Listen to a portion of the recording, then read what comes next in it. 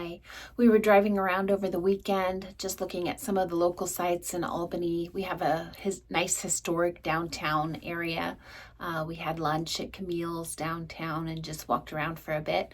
And then we drove by Bryant Park. I haven't been there in a while and I was shocked by the flooding. It's completely underwater.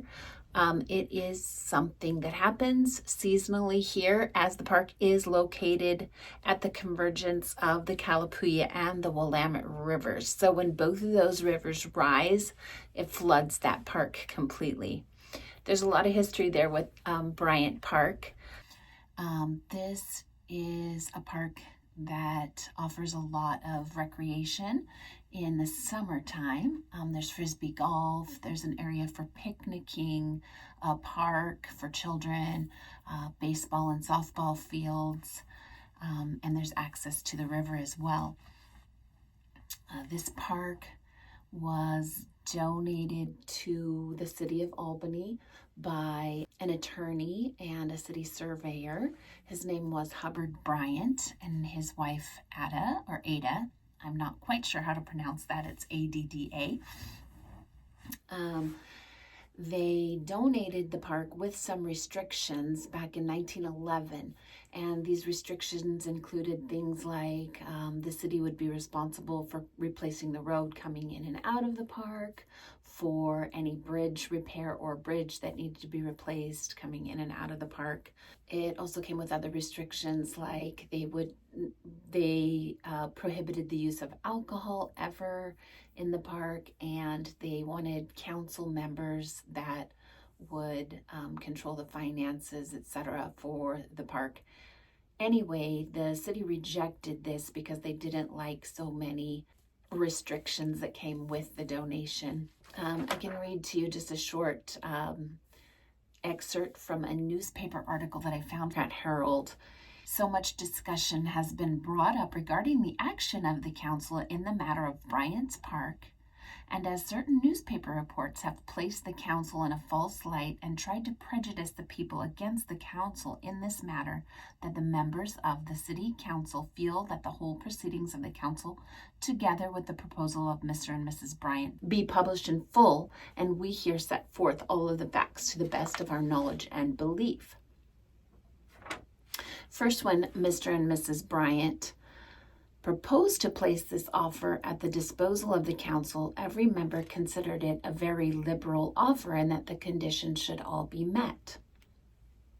But later developments began to show that Mr. Bryant demanded that the park be governed by a self-perpetuating board supposed to be named by the mayor, but in reality to be named by Mr. Bryant. This board to have absolute control of the park and the expenditure of all monies which the city would be required to furnish.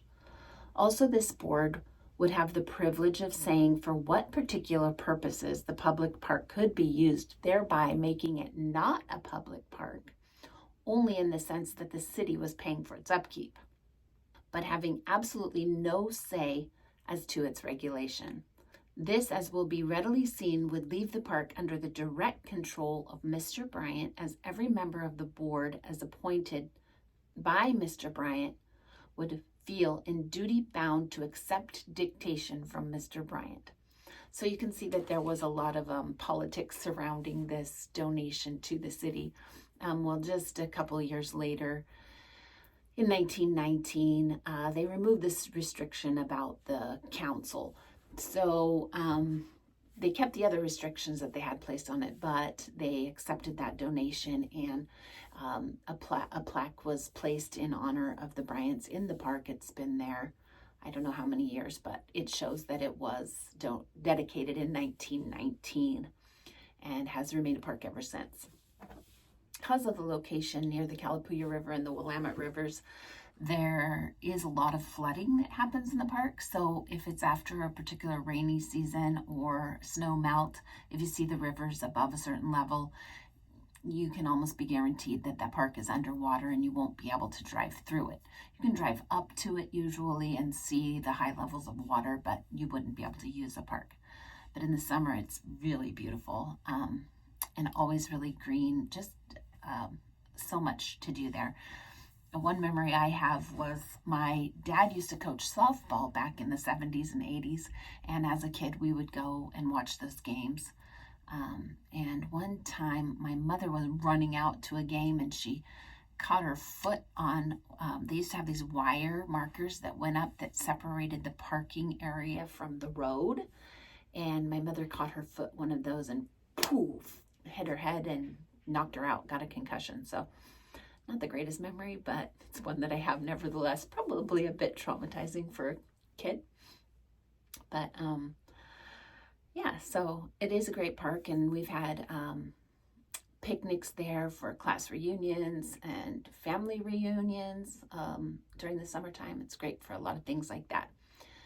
I have dropped a link below to our Albany Parks and Rec, so if you're interested in renting space there in the summer or other parks in the area, you can check out the link below.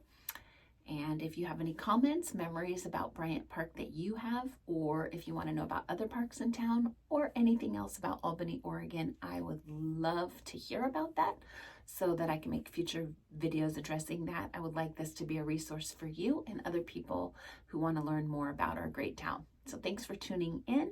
I hope you have a wonderful day.